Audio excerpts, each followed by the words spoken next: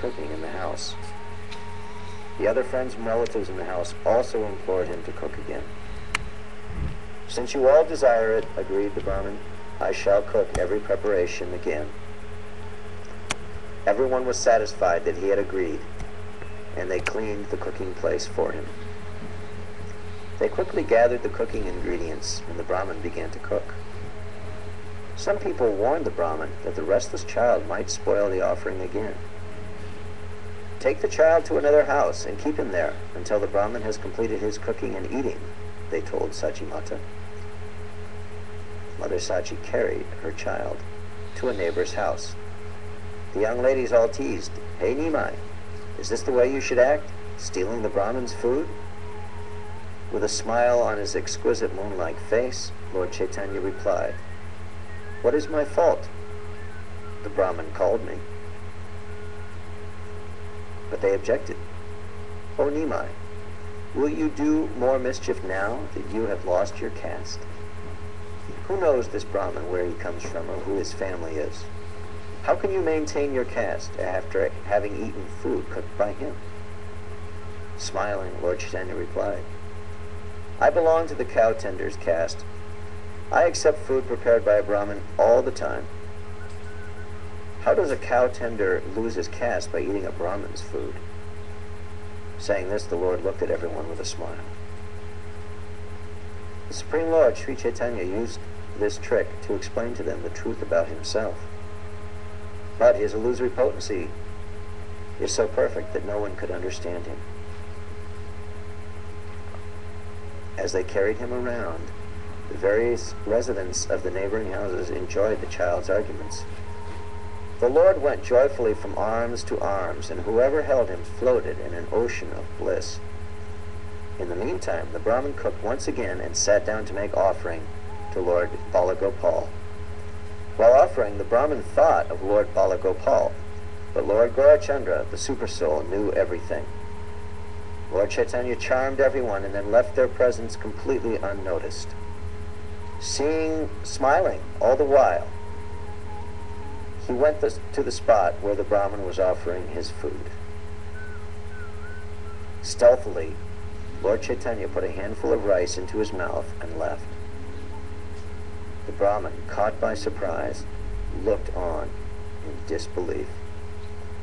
The Brahmin raised a loud alarm. "Alas! Alas!"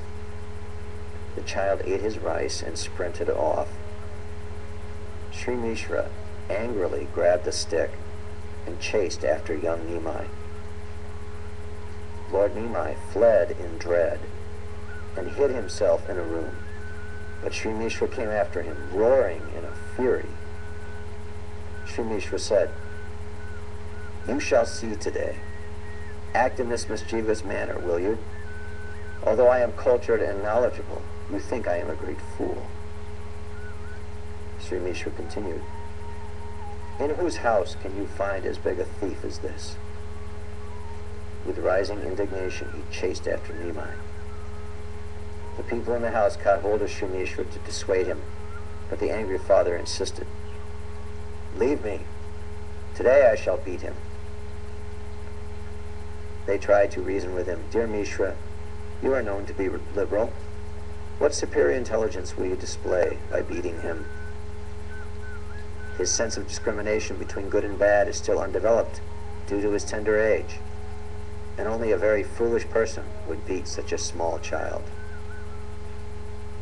By nature, children are restless. It is not true that one can teach them by beating them." The pilgrim hurriedly rushed to the scene and caught hold of Sri Mishra's hand. "Respected sir, please hear me. The young boy is not at fault. Whatever is destined to occur on a certain day must happen. I am not destined to have Lord Krishna's rice offerings today. What I am saying is the confidential truth in this matter." Sri Jagannath Mishra hung his head in dejection, and because of his perturbed mind, he could not look at anyone. At that moment, Vishwarup, the Supreme Personality of Godhead, and the abode of spiritual effulgence, arrived on the scene. His entire form was so charming that no beauty in all the 14 worlds could match it. He stood there, an embodiment of all spiritual potencies, a Brahman's thread across his shoulders. He appeared as the identical expansion of Lord Nityananda himself. Vishwarup was always engaged in explaining the prime essence of all scriptures, devotional service to the Supreme Personality of Godhead, Lord Krishna. Enchanted by his exquisite form, the pilgrim Brahmin stared at him with a gaping mouth. "Who is the father of this extraordinary personality?" asked the Brahmin. "He is the son of Sri Mishra," came the reply. The Brahmin embraced Vishwarup in extreme joy, saying, "Virtuous are the parents of such a son." Sri Vishwarup sat down after offering obeisances to the Brahmin and began speaking nectarine words which flowed like a stream. The day turned auspicious, and the house was blessed with good fortune when you came as a guest, said Vishwarup. "You are constant and happy within yourself. You travel everywhere simply to sanctify the earth. It is my immense fortune that I have a guest like your good self. But at the same time, I feel very unfortunate that you have to go without eating. If a guest in a house must fast, then that house will inevitably fall victim to aspersions and inauspiciousness. I received immense pleasure on seeing you, but it pained me greatly to hear about all that occurred here." The Brahmin said, "Please do not feel sorry. I shall eat some fruits and vegetables. I am a forest dweller. I cannot get rice or cooked food in the forest, so I live mostly on fruits, roots, and vegetables. I seldom eat rice, only if it comes my way without my endeavoring for it. I feel I have eaten 1,000,000 times over, simply from the pleasure of seeing you. Please go and bring whatever you have in the house, fruits, vegetables, or offerings, and I will eat them now." An extremely depressed Sri Jagannath Mishra sat holding his head between his hands, not replying to anyone. Sri Vishwarup said, "Sir, you are a magnanimous ocean of mercy, yet I feel hesitant to ask you something. Saintly persons by nature feel distressed at others' suffering and are always ready to expand others' feelings of joy.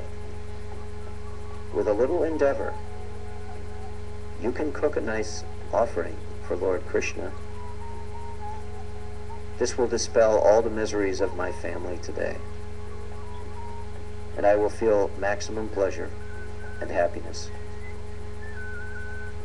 The Brahmin said, "I already cooked twice, yet Lord Krishna did not allow me to eat. So I can understand I am destined not to eat today. This is Lord Krishna's desire, so why should I make such an endeavor? One may have unlimited foodstuff in the house, but he can eat only if Lord Krishna allows. One may endlessly try for something, but if Lord Krishna does not desire it, he will be unsuccessful. It is now past 1:30 in the night, going on 2 o'clock. Is it appropriate to start cooking this late? Therefore, please do not make any arrangements for cooking. I will simply eat some fruits and vegetables." Sri Vishwarup replied, "There is nothing wrong with the time. Everyone will be pleased if you cook." Sri Vishwarup then caught hold of the Brahmin's feet, and everyone in the house entreated him to cook again. The Brahmin was charmed by Sri Vishwarup, and he agreed to cook. Everyone uttered Sri Hari's name in joy and cleaned the place for cooking. They cleaned quickly, and meanwhile the necessary ingredients for cooking were brought. The respected Brahmin then proceeded to cook, and everyone kept the child at a secure distance. Sri Mishra posted himself at the doorway of Nimai's room.